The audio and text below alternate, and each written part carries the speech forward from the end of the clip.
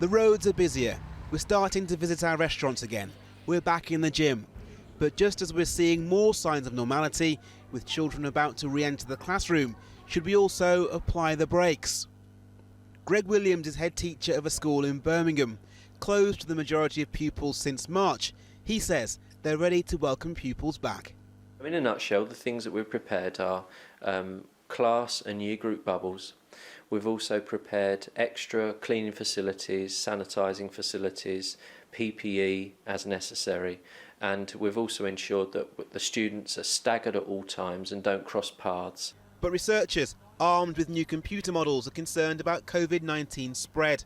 They suggest the reopening of schools could be a potential tipping point for rising infection rates, partly because it means parents are more likely to go back to work and partly due to an inadequate track and trace system. The study shows a second wave could be prevented if 75% of people with COVID symptoms were found and 68% of their contacts traced, or, in a more pessimistic scenario, if 87% of people with symptoms were found and only 40% of their contacts traced.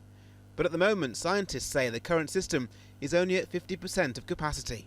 Our model suggests a worst case scenario where the next wave in autumn and winter is 2.3 times bigger than the first wave. But I really would reiterate that that is not a prediction.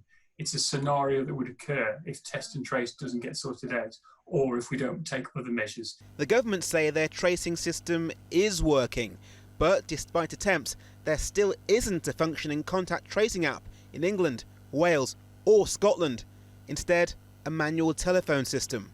Only in Northern Ireland can app users be automatically notified if they've been close to anyone who's tested positive for COVID-19 for more than 15 minutes.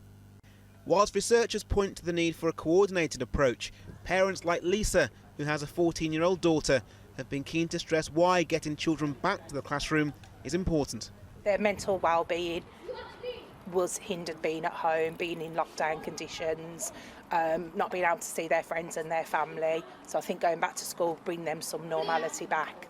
Navigating a route to normality seems close but simultaneously distant. Our next steps could decide what our futures look like. Warren Nettleford, 5 News.